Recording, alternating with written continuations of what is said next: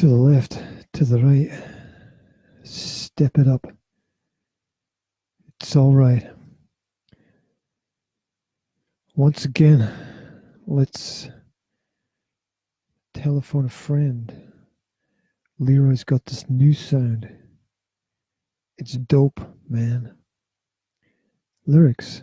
The lyrics from your childhood stay with you. Let me check my mobile to see if things are going out live. Let me check my mobile. There we go. Could look brighter. Could look nicer. Not to worry. It's kind of hard with this camera, which does this automatic lighting thing. It's really annoying as well. See, if I go over here, it gets darker, doesn't it? Not sure I like that. I have to submit to the control of the system. And a big system it is. So, Made in Moray Live. I'm going to try and do a little bit of online live coaching. And if you've got any questions related to work, related to business, related to life, if you just want to say hi, you write a little comment, leave a little comment. Leave a question and I will try to answer it if it's sensible. If it's ridiculously inane, I'm going to ignore it. And I'm testing this on my page and then I'm going to paste it on the Made in Moray page. Or I could just do Made in Moray now. I could do that because the power of technology is here. What you do is you just right click on the image and it should give you the URL. And it doesn't. Oh, that's just really annoying. I wonder why it does that. Oh, I know why. It's because I'm not on my page. I got to go to my page. Got to go to my Facebook page. Look at this. Real-time stuff. I got to go to my Facebook page. Find where the video goes out live on my Facebook page. I got to right-click there. Show URL. Right-click again. Copy that URL. Then go to the Made in Moray page, which I've all got saved in the tabs at the top. And then scroll down, if Google is going to allow me to do that. And then copy and paste the live link into Made in Moray. And that's how you put your live link on more than one page. And then you type in, excuse me for a sec, Made in Moray. That's why I like the headsets that where you're not stuck in one place. But people like different kinds of audio. There we go. That's it. And then Made in Moray goes out live on the Made in Moray page as well. So this is how we do it. Tutorials. I've got a bone to pick with the podcast world. I got a bone to pick because podcasts should be independent. Do you know what I'm saying? It should be people voicing their thoughts, their ideas, sharing information, hopefully practical and useful. Or it might just be some fun content. It might just be some comedy. But I have a bone to pick because I was checking online the British Podcasting Awards. And I don't know how they get away with this. Actually, I do. They get away with this because they're big and everyone's asleep. And people need to wake up. Because if you go to BritishPodcastAwards.com and you look at the nominations for 2019, and you scroll down, under moment of the year, you've got Channel 4 News and BBC Radio 5 Live. How is that supposed to be independent? These are organizations with unlimited resources. How are you supposed to compete with that? How do they get away with it? How is this even okay? Because it's supposed to be for the little people. You've got the Bullseye Award, and I don't even know what that's for, but like BBC Somerset, it's another BBC. It's supposed to be independent. They're taking over what should be for the people. How are we going to have any independent media if it's all run by the big corporations? Best Current Affairs, BBC Radio 4, a podcast. What is that even doing in the podcast section? You know, I could go on. It's not the. There's more, and I'm not going to read through it all. It's just wrong. Okay, it's just wrong. That's like a professional runner in an amateur race. You understand? A professional runner in an amateur race. It's not the way that it should be. And obviously nobody's complained about it. Obviously nobody's bothered about it. You're given a great chance with podcasts to have an independent voice. And you use it or lose it. And it's going to be lost. It might even be lost already. It's lost before you've even found it. It's buried before it's even breathed. So I just thought I'd put that out there and say you have to point out that, and of course there's another side, there's another argument for why it should be there, but I've got my own opinion. It's my opinion. I know why I have it. It's not reasonless. It's valuable based on experience. Yeah, got it. You can give me advice, but don't tell me how to live my life. What's that Bon Jovi song? Yeah, I think you know. Right. How did Bon Jovi get into the conversation? God knows. Communication. I wanted to talk about communication today because I've noticed that we have a problem. Houston. We've got a problem. We've got a big problem because there's a lot of people with great ideas who don't know how to communicate the idea. And this is one way. You could be doing this, right? Doesn't cost anything. The equipment is the price of a night out with your friends, plus the taxi ride home, if you can remember where you live.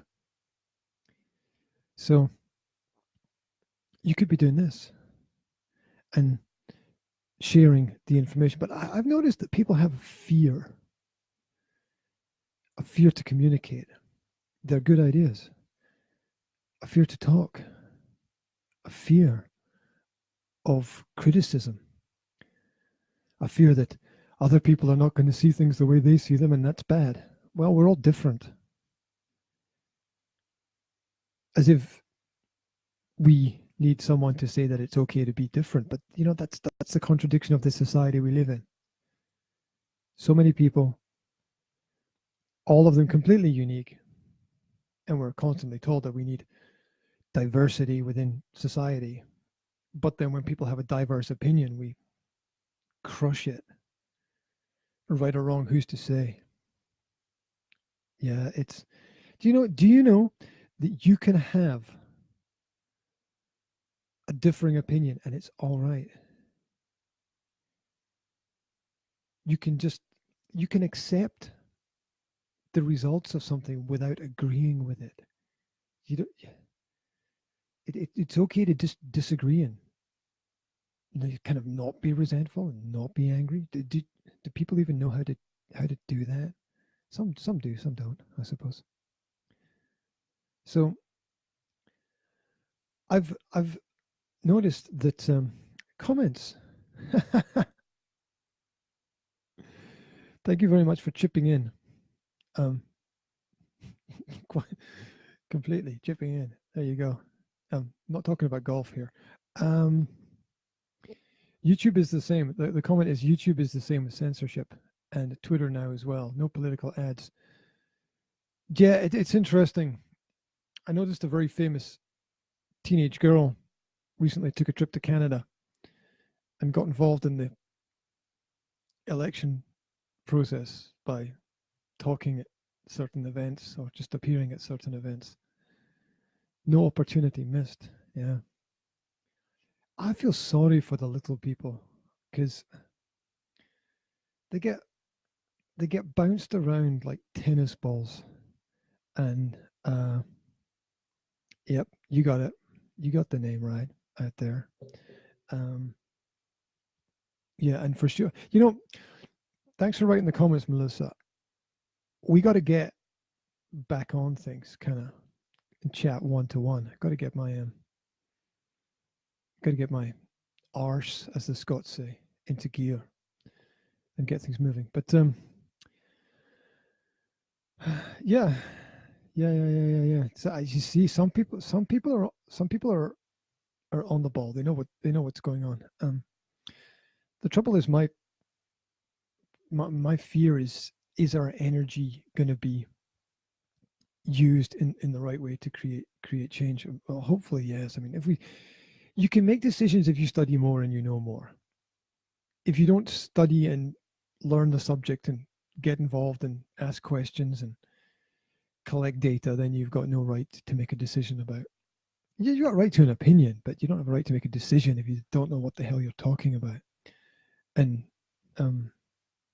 I covered that recently in a few articles that I was writing, where there's a couple of questions that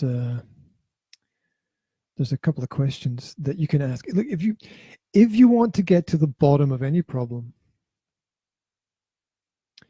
3 questions you should ask. I'm trying to remember them. First question is, tell me more about it.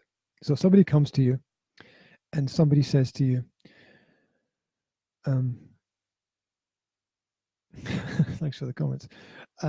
Somebody comes to you and somebody says to you, blah, blah, blah, blah, blah. And you're like, okay. And maybe you know something about it. Maybe you don't know. Hey, a great way to find out if people are on the level is to actually ask them questions that you already know the answer to. It's a bit sneaky, but it works.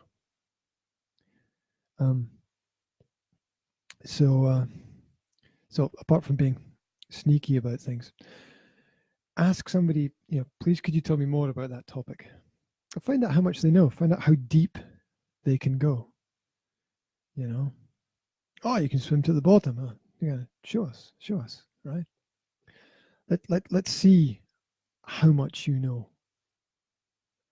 Let's see. Let's see how you can defend things. Let's see if you can see things from multiple angles as well. Because I know that I've only got my perspective. Now, as they say, I may well believe in nothing, but it's my nothing. That matters. But you have to base your knowledge as close as possible on as many facts you can collect. You have to base that. Opinion is not the same as fact. We have to realize that.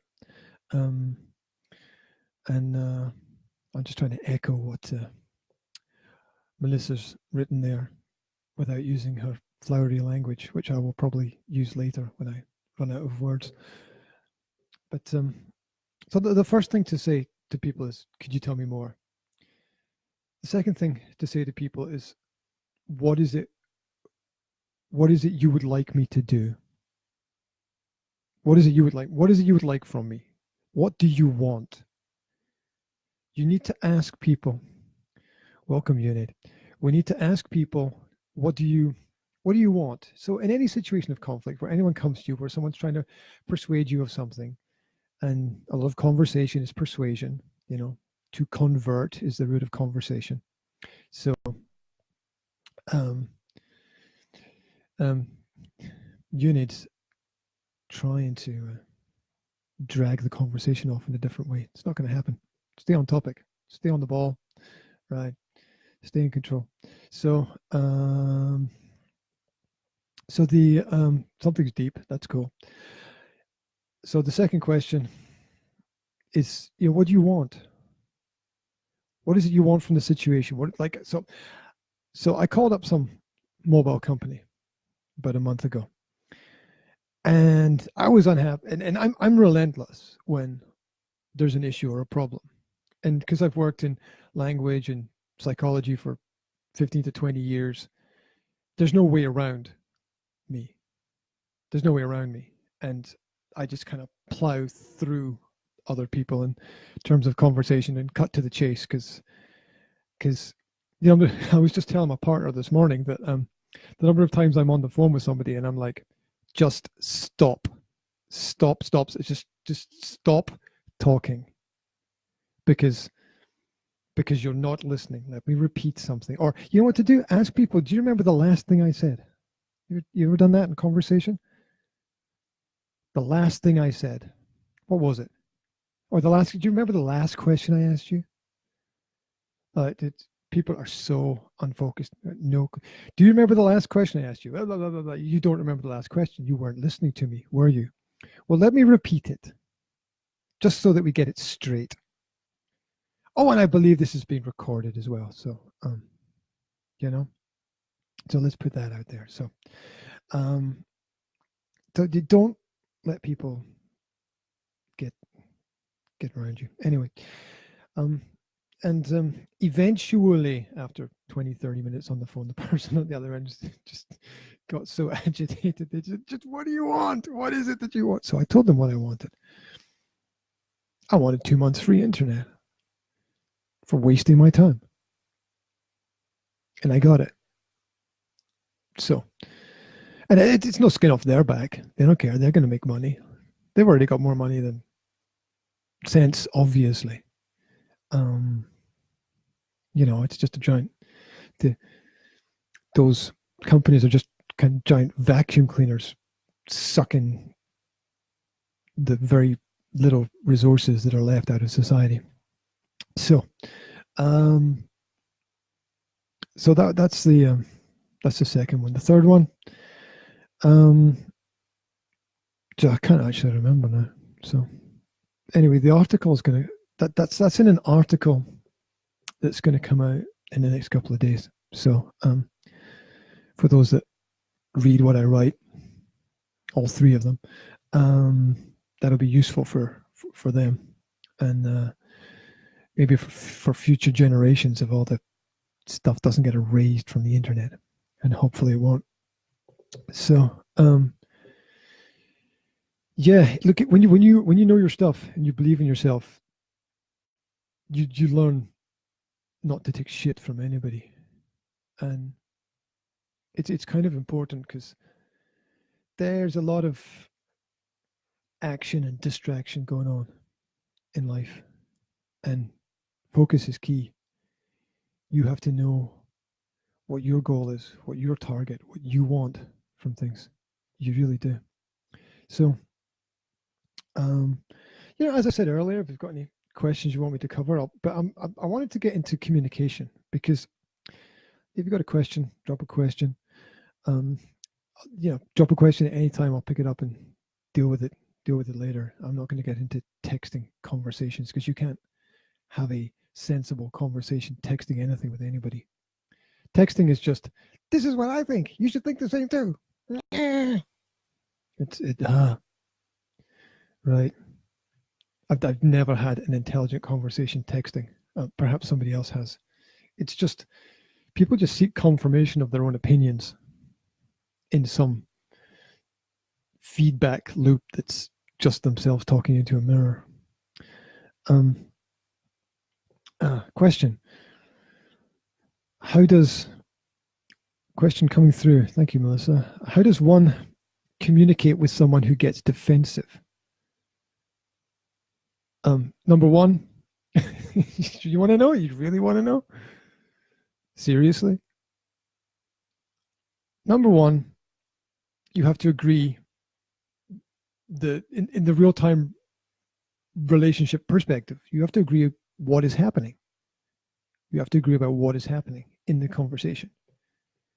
There's no there's not much use having a conversation today about something important that happened in conversation yesterday, because people's perspectives 24 hours later are usually quite different, unless you've got some recorded version of things that you can play back. And who's going to take time to sit down and analyze the conversation, apart from me, because I like that kind of thing, because I'm weird. So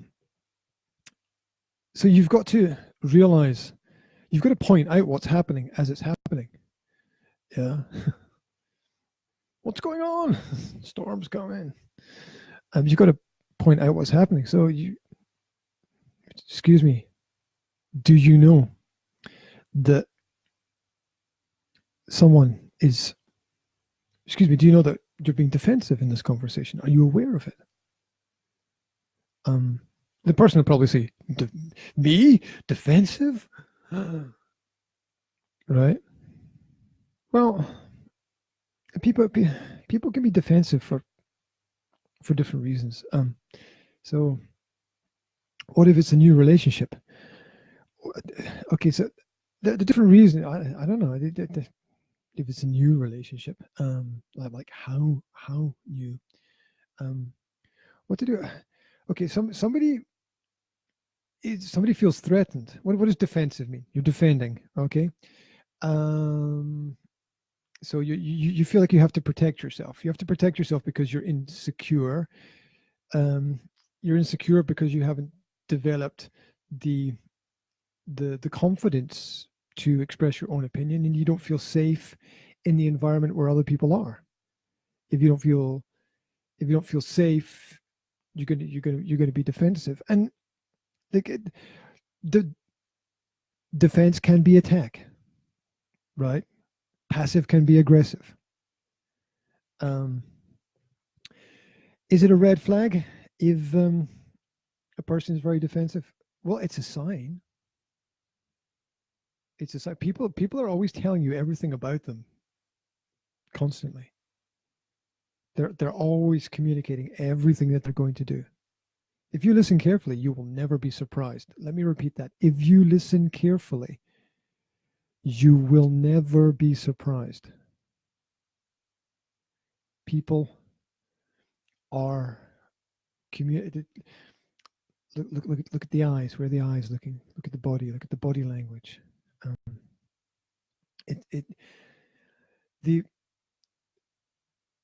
We know how to lie with our words, but we don't know how to lie with our bodies. That's a whole different kettle of salmon. So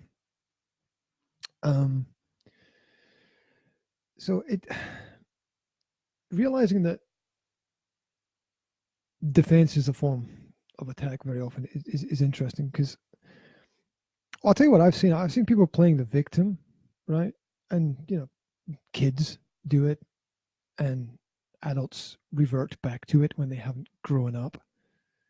So that's about that so much of what is passive and seems standoffish is actually aggressive, because it's aggression when you take a step back because you can't communicate normally. Well, I mean, if somebody else is taking a step back, do you have to take a step forward? I mean, what do you do? Do you take a step back as well and then have more distance? I mean, do you give them more space? It's fine to give people more space, but we also need to point out what's happening. Very often when you challenge people on what's happening, they change the topic. Look for skipping, right? Strategy. Look for skipping. Look for when a person jumps from one topic to another topic very quickly, unable to finish any element of conversation or thought. And this is a sign that they've got things that they don't want to deal with, and it's sort of suggesting that you're going to have to deal with it for them because it's there, but they don't want to deal with it at all. And that's just tiring. It's just you run out of energy in those kind of relationships. And it's not just about relationships, because I want to talk about business as well today. It's also business as well. Like you run out of energy doing the things for other people that they should be doing for themselves because they're just not up to standard, not up to scratch, whether it's a business partner or an employee in your organization. You need people to step up, not step back. And yeah, okay, so if a person does have that standoffishness, then realize it's there, communicate that to the person, see if they want to work on it. It seems to me a lot of people want other people to do things for them rather than do the work for themselves. That it's not going to work out. It's a disconnect. It's a question. Is it a red flag? Yes, big one probably. It's a disconnect. You can't connect with people who are always disconnecting because you're taking all the energy. You're using all your energy to reconnect with them. Right?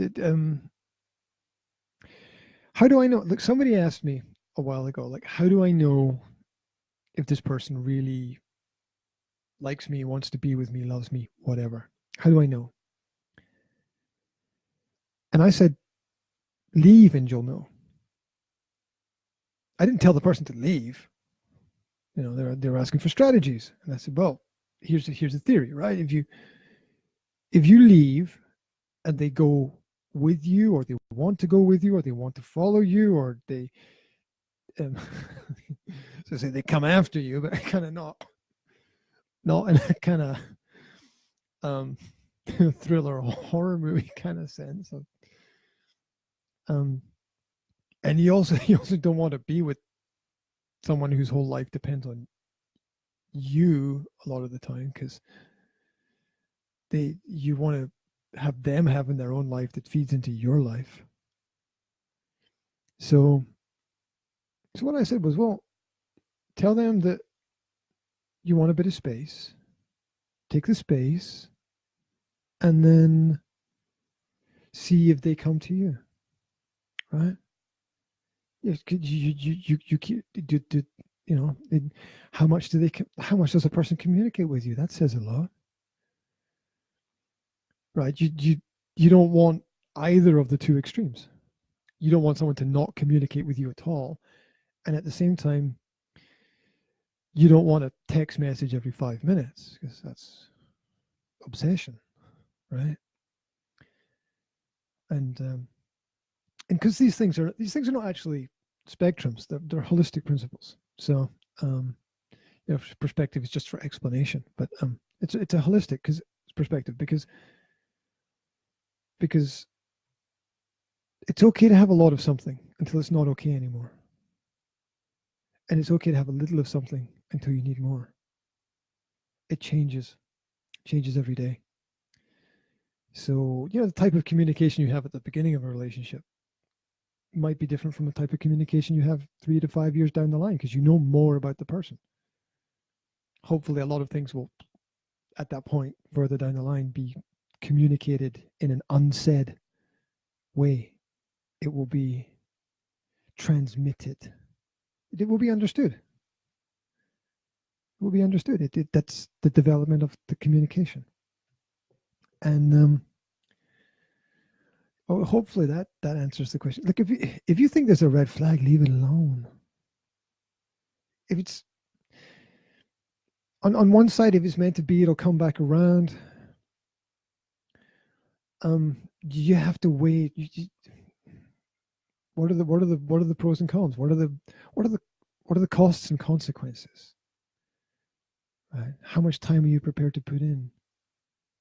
How do you make sure it's not one-sided, where you put all your cards on the table at the beginning, and you have the discernment to understand if all their cards are on the table as well, and you break away from being addicted to the language of love, as in words, and you look for the language of a person's actions, a person's responses to what you do, and a person's ability to work with you at solving problems. Working together to solve each other's problems is one of the best ways to grow stronger. in any kind of human relationship. If you're not prepared to work through the bad times, you'll never make the best out of the good times. So hopefully that makes some kind of sense. And it takes effort. The relationship takes effort. I know I'm preaching to the converted, but it's not going to be easy at various points in time. And I don't think it's a straight road either. It's not that it goes from being easy to being difficult to back. It's meanders. It's the river, right? Sometimes it's fast, sometimes it's slow, sometimes there are waterfalls, sometimes there are quiet pools. It changes. You have to know what you like. You have to state your preferences. Too many people in relationships haven't stated their preferences. This is what I will accept. This is what I won't accept. Like, I'm not for that prenuptial stuff, but it kind of makes some sense to put down on paper what it is that you like and you don't like, just for the sake of clarity, because as human beings, we're not very good at communication, which is the whole point of this. Communication. It's never easy, writes Melissa. Ups and downs. Learning about other humans is complicated. And then kids come into the picture, and kids change everything. Love changes everything. It does not love. Well, kids change everything, right? Because it's no longer, you can't do stuff for you anymore. And because you have to do stuff for them. You have to begin to understand them, and them not just as a projection of you, because they're independent, and you don't want to repeat the same mistakes your own parents made, and you don't want to go in completely the opposite direction because maybe you don't know what's there. And that's why there are so many books about it. That's why there are so many podcasts about it. That's why people are constantly talking about parenting. And it's good to have a conversation about it. And I don't know what's right for any other parents. I only know what's worked for me and what hasn't worked for me. So sometimes adults are just big kids. And that's not stating the obvious, because when do we fully grow up? What is it? When is it? When I often think of the boys and toys syndrome. Like, aren't men just still buying lots of toys? Isn't the world just full of gadgets to make men feel like wizards, when really they're just lost little boys using the toys to grab attention, when really they just need to find themselves and throw away all the SHIT. SHIT, right? So I think it's that way. That is why I reduced my life to 2 bags. I can fit all the things I own of any importance, apart from all the microphones that are lying on this table here. I can reduce it to 2 bags, and that's it. Of course, my family have more stuff, right? Kids need more, and my partner needs more.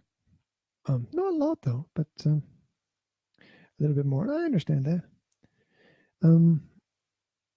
Yeah, you work hard, you want some comforts. I understand that. It's important. But I think that that a lot of men are using the toys to express the fact they're still boys. And they're also using it as a form of escapism. What's the test? Remove all the objects from your life. Remove them. Imagine a room, nothing in the room. there's nothing in the room. You and your partner. Remove the clothes as well. A naked room with two naked people. You sit there. And how do you communicate with each other? Remove the objects from the world. Well, what is left once everything else is gone? Because I think if you can be together when everything else is gone, it's the until death us do part in marriage, right? That's what that's about. When everything else is gone, in sickness and in health, when everything else is gone, right? What's left? It's two people, two personalities. What happens if the other person changes? What happens if the other person gets sick? What happens if the other person gets injured? What happens if you have to take care of the other person? What do you do? How are you going to arrange your work to take care of them? You're going to get older, and one of you is going to die first. How rough is that? How rough? All that stuff to think about. All that stuff that people delay thinking about. They delay talking about it, thinking that, we'll solve that stuff later. No, talk about it first. Bring it forward. Bring the end to the beginning. Bring the end to the beginning. Bring it all forward. And then you can plan where it is you want to go. What it is that you want to do. Those who have a sharper picture of their life have the end in the back of their mind, I think. I think they're aware of their own mortality. They're aware of the fact that tomorrow isn't guaranteed. Never is. But later isn't guaranteed. 2 hours from now isn't guaranteed. Who the hell knows? Who knows what's going to happen? Communicate. Talk. Melissa says, he's putting me in a home, not changing my nappers. We had that. Not changing my diapers. Nappers, nappers, diapers. Blah. You know what I'm talking about. Tripping on the words. Yeah. I get the fact that people want to get on with their lives. I think you learn a lot from being around people when those people are not 100% healthy and taking care of them. And I think that there's no substitute for care. There's no substitute for personal care and the personal touch. Like getting somebody else to do those things. I understand if you need help. I understand if your situation is such that there's no other option. But do you want someone else to rub ointment into your partner's skin when it's necessary? Do you want someone else to be kissing their wounds? Do you want somebody else to be comforting them when they're crying? I think that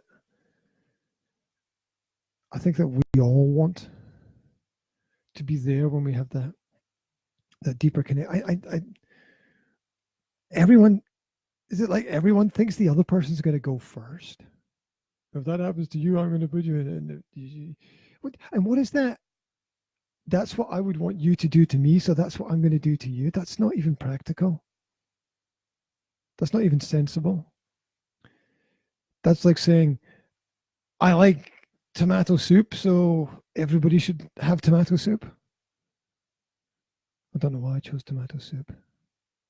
Maybe because it was Halloween yesterday. Not sure. So So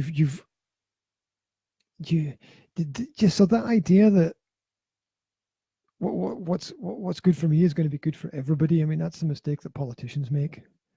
I like it, so yeah, everybody's going to be good. That's why we need walls and fences and borders and boundaries, because everyone's different. And if if my neighbor's not careful, my crocodile will eat his dog. So we really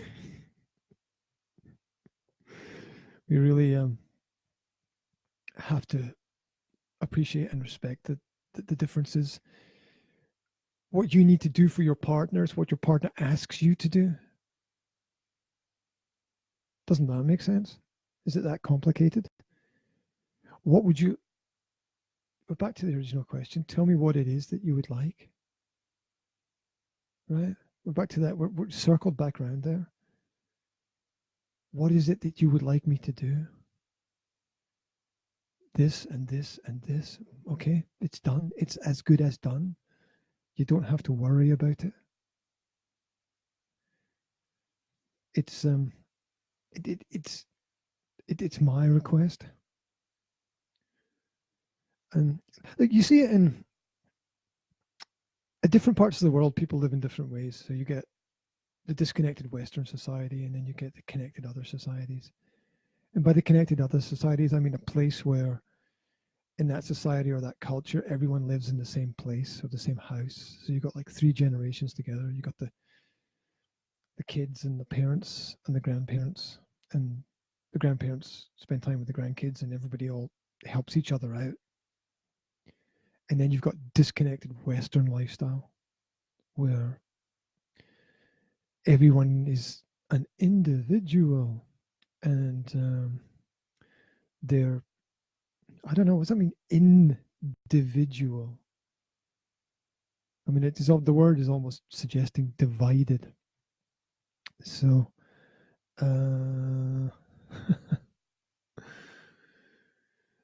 Melissa says he's going to a home. What happens if you both end up losing it? Do you go to different homes or the same home? Are you still going to care for that person when that person doesn't recognize you because of who they were? You got to answer those questions at the beginning and get answers that satisfy you, because I don't think the answers are going to change a lot over time. And a lot of these problems are going to be picked up by your kids, right? You're not even going to, you might not even be mentally capable or able to make the decision. Like, I've seen old people go completely fruitcake doolally. They're not able to, they think they're able to make these decisions, but they're not able to make these decisions. Oh, we all think we're able, but, and then there's just that contradiction of, yes, I'm wiser because I'm older, or you should be. If you're not going to get wiser, you shouldn't get older, right? To a certain extent, where possible. So the older people think that they know. Hell, I know a lot of older people who don't know what the hell they're doing or what the hell they're talking about. No idea. They're almost as clueless as the day they were born, with the exception of the fact that they've got some level of experience, which in some area of their life makes them an expert on something, but not everything. So, yeah, this idea that that all of the older people are wiser. Well, you can't argue with experience. Right? That's always my sort of perspective. Unless the person continually does stupid things again and again and again. Isn't that's the definition of stupidity, right?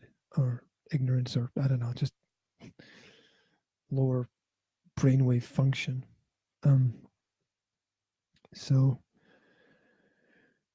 yeah, that I know a hell of a lot of older people that I would take zero advice from. I take even less than zero advice, actually. I'd be trying to stuff the words back in their mouth because I wouldn't want them to influence anyone at all. Yeah, insanity, says Melissa. Yeah. I think insanity is very often just understanding reality, because there's the world is insane. It's full of, and that doesn't mean it's bad. Okay, I mean it doesn't mean it's bad at all. The world is full of crazy. Everything is crazy. I'm in a room full of crazy stuff, and by crazy stuff I mean I've got my Spider-Man mug, and I've got my incense, I've got my weights bench, I've got my yoga big inflatable exercise ball thing. This is kind of crazy, right? Got some boxes of stuff. I don't even know what stuff is. Boxes of cables. Men always have boxes of cables. Whenever my partner asks me where I'm going, I say I'm going to get some cables. And she's like, okay. It's generally acceptable. Did you have fun? Yeah. I touched some cables. It was great. Felt better instantly. So the world is in general insane. I did highlighted by Halloween last night with random hordes of teenagers scaring the shit out of each other and half of the old people in town, and the trick or treating thing.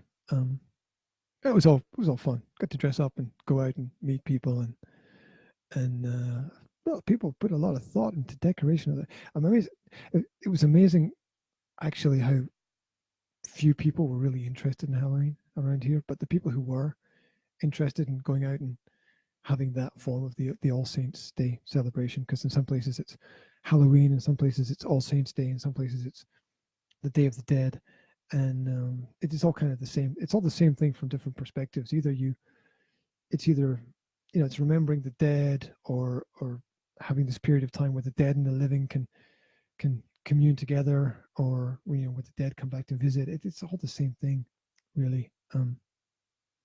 It's all same different perspectives on the same idea, and it's not a bad idea. And I've been in different countries and experienced the different aspects, and it's all cool, right? As long as you get out of it what you're meant to get out of it, which is that life is precious, and we need to not forget about the things that are deep and meaningful.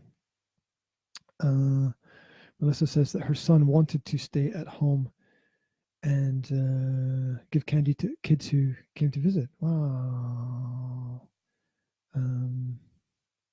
He didn't want the kids to come and visit and people not be at home. Yeah, that was a problem as well, because like some people, you want to be at home and have people come and visit, and you want to go out and visit other people as well, and it's kind of difficult to coordinate it all, because you want to be with your friends, but you can't all go out at the same time, because then there'd be nowhere to go, because everyone would be out. But it was great to see the way that people decorated their homes and put inflatable pumpkins and inflatable ghosts, and people were projecting things onto their houses, and you had the cobwebs and lights around the garden, and some people had like these skeletons coming out of the ground, and people put a lot of thought, nice effort and thought into it, and the costumes as well, and monsters and dinosaurs and witches, and a whole bunch of other things, and a lot of fun, and hopefully people got the right kind of message out of it, whether it was to spend more time with family, and I'll tell you what else I saw. We got to go around lots of people's houses and different parts of the town, and I'm always amazed, because I threw out my television about 15 years ago. I just gave it to somebody. Here's a TV. Oh, thanks. There you go. Big empty space in the corner of the room, and a lot of time for thinking about things, and definitely improved the quality of my life. If you want to improve your productivity, get rid of your TV, Give it to somebody else. Recycle it. I don't know. Use it as I don't know. Use it. You can repurpose it. Give it to a hospital. Give it to a kid's home. Give it to a kid. I don't know.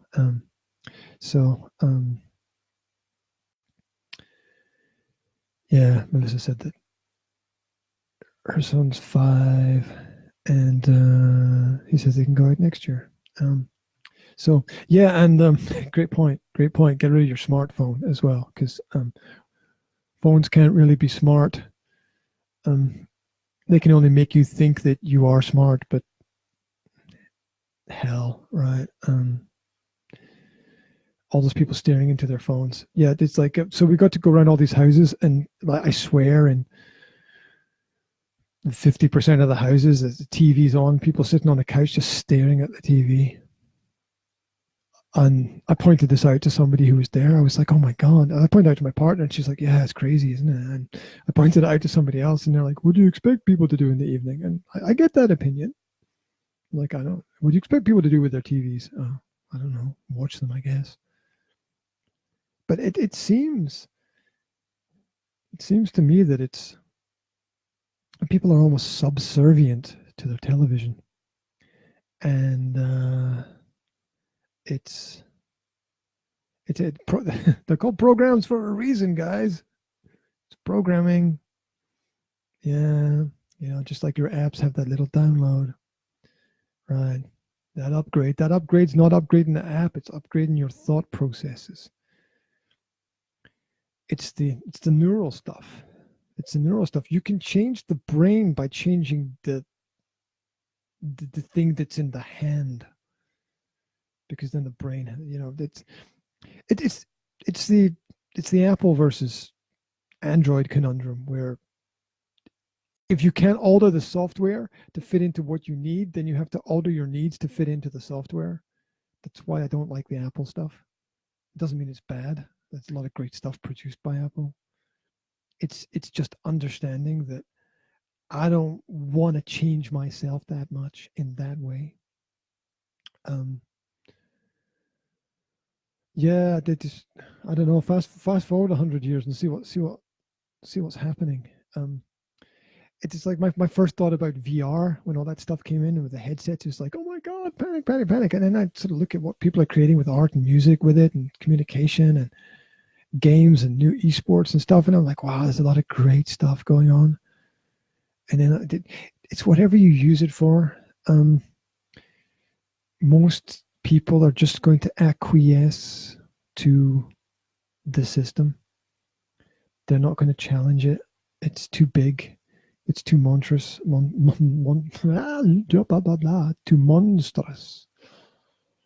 It's a monster. And it's going to, it's just going to be too much for people to try and even contemplate how things work. Well, people don't know where stuff comes from. They don't know. Like, I was talking to the guy who runs a local surf school, and he's a friend of mine, and we were talking about the tides, and I was like asking him, like, when does it go up and when does it come down and all this stuff, and he was saying, no, like 99% of people don't understand the tide, and they live next to the sea, but they don't understand the tide and how it works and when it's high and when it's low and why it's high and why it's low. Like, they just don't know. People just don't know, and they're not. And it doesn't really, from their perspective, it doesn't affect their life that much. But here's the other thought: if people were working like 8 hours a day and they come home and they turn on the TV, and where do they get time to be themselves? Where do they get time to be themselves? Melissa says when her husband watches TV, he doesn't even hear me. The kids are the same on their screens. Yeah, I think there's been a lot of studies where they show how the person just plugs into the screen and shuts out all the other things going on in the world. It's not a useless form of escapism, but it's about how you use it. It's about how you use it, because obviously there's going to be issues. Are you in control of it, or is it in control of you? Ask yourself that question. Am I in control of the relationship, or is the relationship in control of me? Who is serving who and for what reason? Right? Ask is, to realize who is serving who and for what reason. The screens are okay if you're using them to pick up information that you need, right? How many educational channels exist on YouTube that you can just pick up instantly? Yeah, it's all there. It's in your phone. You use it. Don't get lazy, right? It's over. When you stop thinking, it's over. It doesn't matter what you're doing. It's over. If you get lazy, it's over. It's not going to contribute to the quality of your life if you stop thinking about what it is that you're doing and think that everything is automatically good. You've got to consider the elements. You've got to consider the elements. Melissa says that most people deny the truth about it. Or they get defensive about it. Yeah, we're back to defensive again. We talked about that earlier. Even being defensive is a kind of aggressive, because it's breaking down the ability to communicate. It's breaking down the ability to communicate. It's not allowing flow. It's sucking some of the energy out. So we have to be aware of all those elements. Look, we're all guilty of it a little bit, right? I mean, that's why we let it happen. We let it happen because we see those parts in ourselves and think, well, I do it. Yeah, but there's different levels. There's different levels to life. There's different levels to the activities. Playing a computer game for half an hour a day can be very beneficial. Playing it all day, every day, it's going to screw you up. Yeah, we've got to realize that. We've got to realize the nuances. It's more complicated, right? At some point, passive becomes aggressive, and probably at some point, aggressive becomes passive as well. Things to think about. You see, I wanted to get into communication. We got into communication. Everything is communication. The success of our life depends on our ability to communicate the right message at the right time to the right person. Probably in the right way as well. That's it.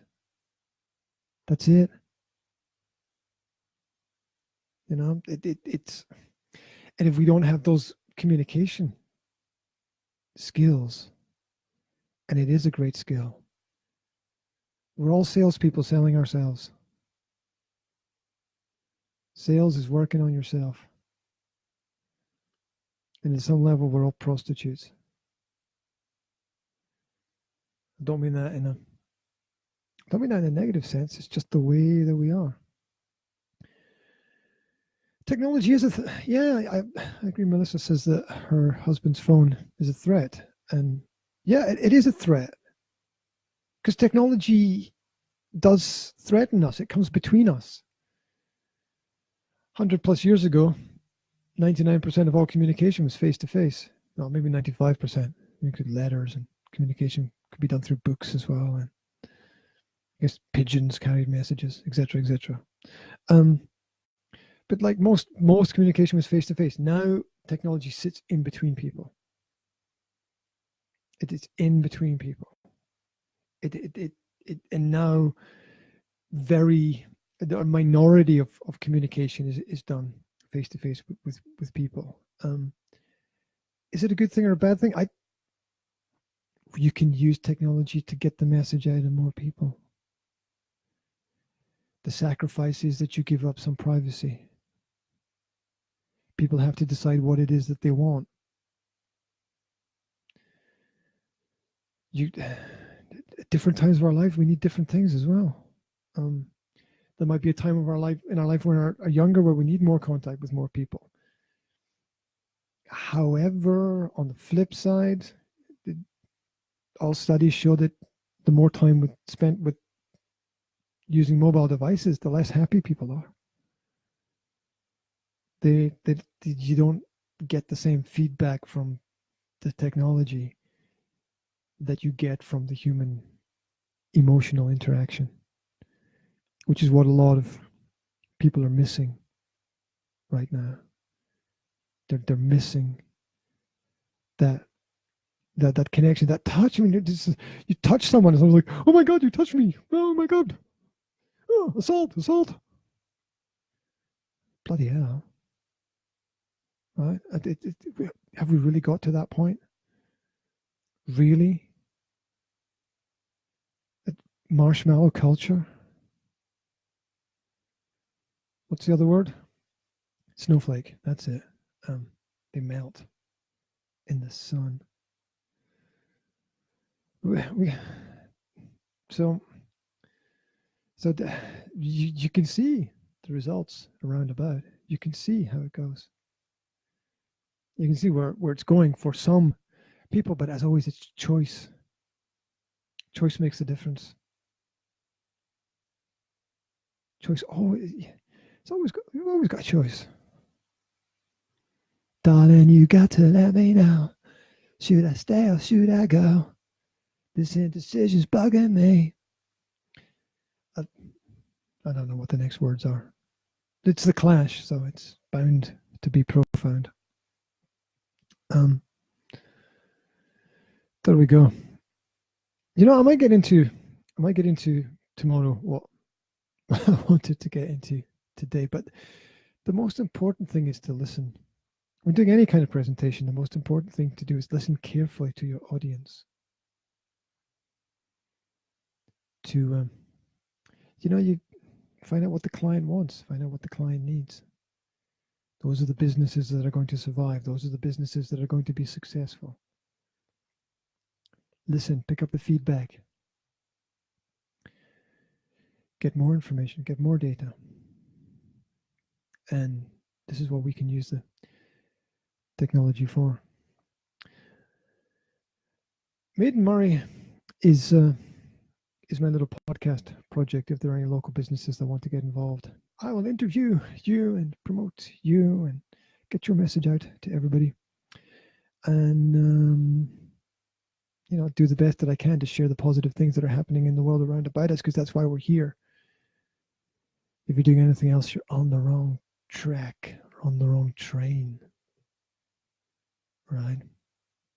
That's just the way it goes, I suppose. So, as the rain clouds rumble in, it's time for me to make my plans and shoot off. Leave a comment, reach out in touch, leave a question. I'll deal with it. It's been an absolute pleasure to have an opportunity to present this information to anyone who picks it up. So, there we go. With love, I leave you. Thank you so much, Melissa, for joining in the conversation. And thank you, Unade, for putting in his 2 cents somewhere way back there. So that's it. Dude, it done. More people need to do the Facebook Live. Just practice, right? There's no other way to get closer to perfect. Thanks very much for tuning in. I won't guide you in any other directions today. That's it. Take care.